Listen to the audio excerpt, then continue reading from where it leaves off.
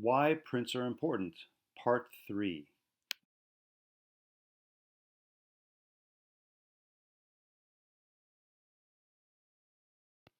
Just for a quick review, let's look at this print of the TIG weld armrest. So in any print, the first place you want to look is going to be the title box, usually in the lower right. So here we've got what the thing is, TIG armrest, and we have company, welding and fabricating. This is important because the company is who owns this thing and who's paid for this thing and whom you or your company are responsible to. It's a very, very important thing. Drawn by is who drew this particular item, object, building, machine, whatever. And this is the person that you may be directly asking questions over, speaking with. They are the representative of the company who drew this print.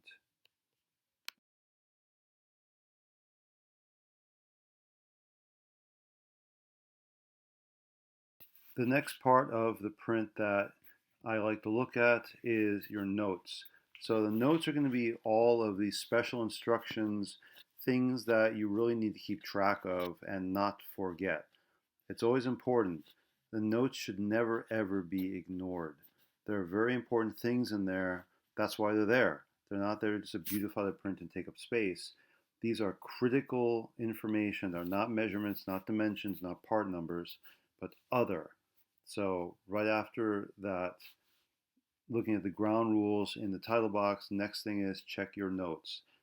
And there may be more than one section of notes on the print. So look around, find them, read them, and these are the rules you're going to be following.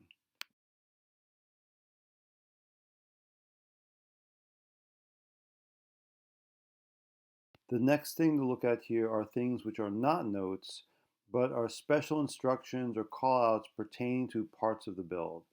For instance, on the right side, this joint can be cut and welded instead of bending is a helpful thing. So maybe perhaps you don't have the equipment in the shop to do this operation of bending, but you can cut it and weld it up and get the same thing. On the left side, upper part, you can see that the instruction there says see construction detail, which refers you to another drawing which has a detail of that specific part and how it's supposed to be put together. On the lower left is file to fit and flush fit to tube, tack weld if necessary, which tells you how on earth do I get the coupling nut in there? Well, it tells you how to do it. So these are another layer of information that you need to look at.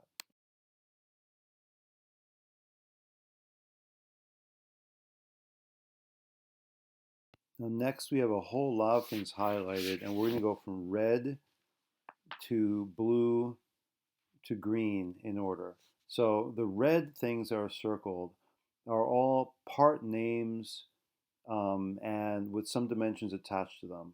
So these are individual parts. What's it made out of? How many parts are there? So you can actually check what these are and check against a parts list to see, well, how many nuts do I need? How many magnets do I need? How many pieces of tube do I need? How long are they? The next ones are going to be blue, which are the actual lengths and dimensions of individual parts overall. And you can see them 10 inches here, 10 inches, 2.5. You'll notice too that there are some things on this print which are not dimensioned. That could be because these are dimensioned on a separate drawing, which in this case they are, or it could be that it's not important, that the length of a particular part is not critical, or it's obvious. So those are two things you need to find out by looking at the print and all the attached drawings. In this case, if you paid attention in the title box, this is one of 3 drawings. So you want to get the other 2 drawings and read them all at the same time. And that will clarify everything else. Then the green highlights are the weld symbols. And those you should know, and if you don't, look them up. Usually they're self-explanatory. They look like what they are. You don't want to misweld things. Finally, the yellow image in the upper right corner is a nice isometric drawing of the part all together. So you can see the relationship between parts. Prints are always not going to have this. But if you're a good drawing, you can be able to sketch one out yourself, and you should be able to. You should be able to sketch out an isometric drawing of the part just from the dimensions that you have on the page. And that sometimes can help clarify a lot of stuff.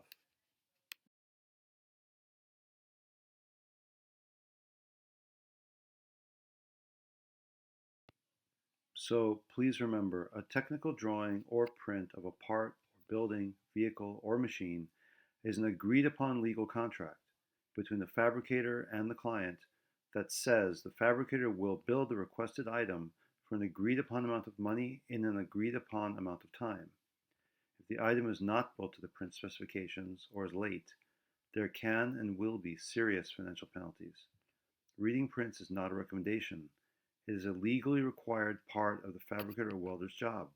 Failure to do so will have consequences for the business and you. If they're not financial, the penalties will be the reputation, which is far worse. Be careful, be considerate, and be professional.